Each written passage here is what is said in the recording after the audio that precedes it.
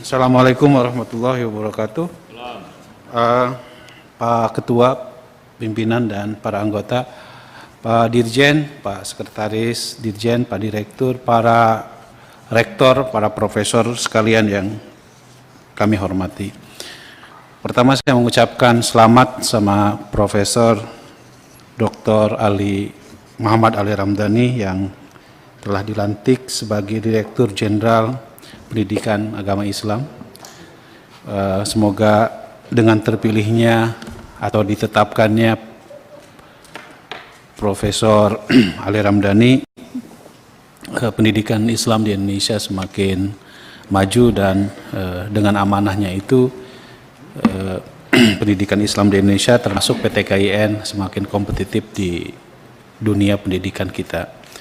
Saya beberapa kali sebetulnya pernah diskusi termasuk dengan Profesor Arskal Salim soal keinginan kita untuk menjadikan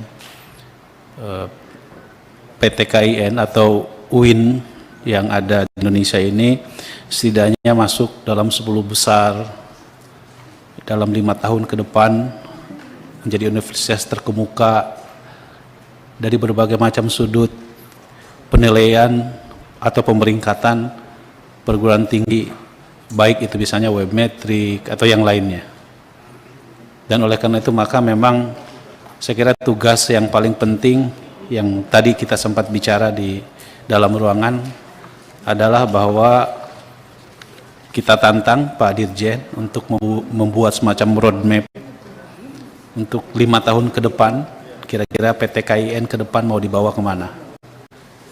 Dan kami tantang Pak Dirjen untuk membuat roadmap tersebut termasuk nanti soal penganggaran yang dialokasikan untuk kepentingan pengembangan PTKIN kita yang memang seharusnya dari PTKIN ini muncul peradaban yang berbasis pada nilai-nilai keislaman kita begitu.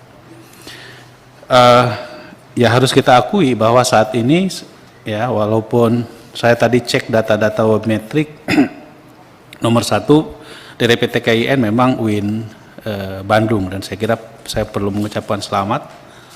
Itu urutan ke 36 dari sekian perguruan tinggi yang begitu banyak.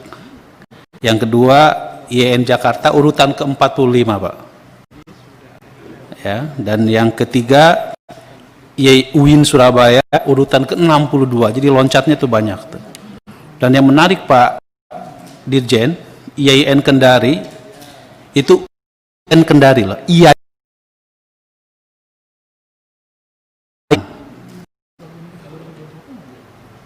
Artinya sebetulnya IAIN pun juga bisa kompetitif. Dan mereka mau mengusulkan UIN. Kemudian setelah itu Riau ke 74 webmetrik, ya. Kemudian Lampung ke 78 dan kemudian UIN Jogja. Jadi Prof. Almakin punya tugas keras tuh untuk bisa kita ngikuti Pak perkembangan ini. Apalagi saya terus terang aja juga punya concern yang sama dan saat ini terdaftar sebagai dosen tetap bukan PNS di UIN Jakarta. Jadi selalu mengikuti perkembangan. Makanya saya sangat kecewa sekali kalau UIN Jakarta ini nggak hadir di sini. Ya, saya tadi kontak dengan rektornya lagi sakit, tapi seharusnya setidaknya diwakili oleh pembantu rektor. Karena ini ngomongin masalah mahasiswa, Pak. Nasib mahasiswa di era pandemi dan Komisi 8 memiliki concern yang sangat. Kami beberapa kali rapat Pak dengan dema-dema itu. Ya. Dan fakta di lapangannya memang banyak. Kemarin viral Pak di UIN Jakarta itu. 17 kilo dia bawa receh ke bank untuk bayar SPP Pak. Dan diterima oleh bank. Karena harus dihitung kembali. Hal-hal semacam ini harusnya bisa dideteksi. Dan saya menjadi pembimbing, saya senang Pak menjadi pembimbing mahasiswa Pak. Sampai sekarang saya menjadi pembimbing mahasiswa. Ada satu dari 16 bimbingan saya hari ini yang nggak bisa masuk kuliah.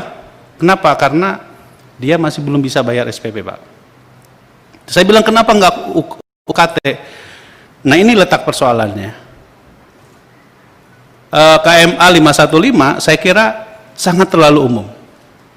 Praktek di lapangannya saya perhatikan tadi satu persatu, Pak. UIN Alauddin, dan kebetulan saya punya surat edaran rektornya, berbeda dengan UIN Jakarta dalam hal operasional di lapangannya. Ya, tadi makanya saya tadi tanya sama Profesor Mahmud, di UIN Bandung bagaimana, merata 10%, di UIN Jakarta beda, Pak. Mungkin di UIN Banten juga berbeda dalam proses implementasi. Jadi oleh karena itu Pak Dirjen, mohon saya kira kalau kita membuat KMA mungkin lebih operasional deh Pak di lapangan, supaya UIN-UIN yang ada juga tidak kebingungan untuk bisa menerjemahkan, ya, menerjemahkan apa yang menjadi petunjuk dari pusat, gitu. Jadi ini kan masih sangat terlalu umum Pak. Saya baca sangat terlalu umum. Implementasi di lapangannya harus ada bukti bahwa dia orang tuanya di PHK, oke lah kalau di PHK. Tapi kalau misalnya dia bekerja di sektor informal bagaimana Pak? Untuk menunjukkan bahwa dia memang sedang mengalami keterpurukan, misalnya buruh harian. Bagaimana kita bisa membuktikan bahwa dia, masa harus ada surat? Suratnya di kita mana ada, sektor informal lebih besar Pak. Ya. Jadi oleh karena itu menurut saya Pak Dirjen, ya ini mumpung ada Dirjen baru, dan saya tahu bahwa Pak Dirjen nggak tahu menahu soal KMA 515 ini, mohon kiranya untuk lebih dioperasional lagi Pak, sehingga UIN atau IAIN, STAIN jadi jelas seperti apa implementasi di lapangannya, termasuk juga misalnya, karena implementasi di lapangannya berbeda-beda Pak. Saya mengambil contoh kasus misalnya, mesti ada bukti surat kerugian usaha atau dinyatakan pailit dengan bukti surat keterangan pailit. Bagaimana coba? Kan itu pengadilan yang bisa mengeluarkan pailit Pak. Sementara kita kemarin bisa merasakan bagaimana sulitnya masyarakat dalam hal ekonomi. Dan oleh karena itu Pak Dirjen, saya sih berharap ya, proses untuk penanganan UKT ini betul-betul kita harus betul-betul memiliki sense of crisis di tengah pandemi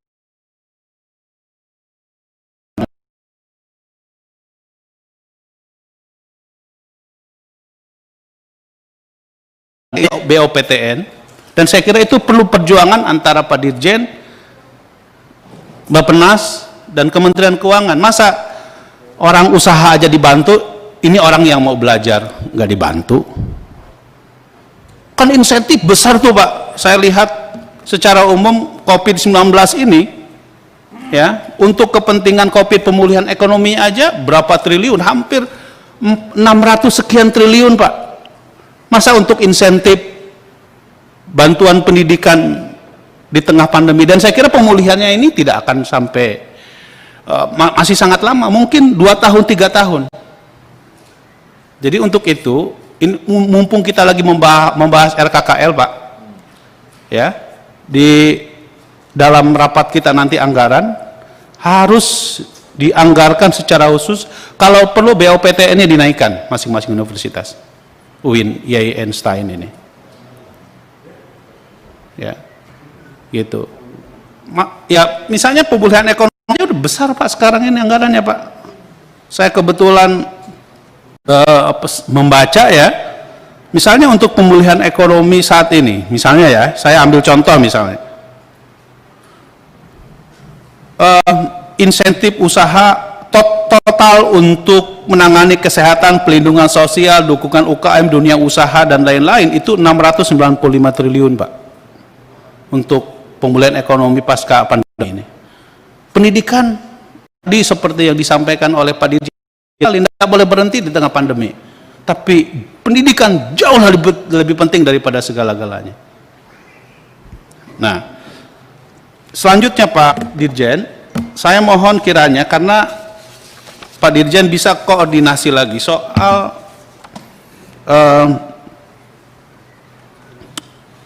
program bidik misi yang sekarang menjadi KIP. Kalau kita lihat dari jumlah mahasiswa yang ada di UIN atau PTKIN kan sebetulnya saya tidak tahu berapa ratus ribu, 1 juta. Tapi yang mendapatkan program KIP itu cuma 17.000 Pak, kecil sekali menurut saya.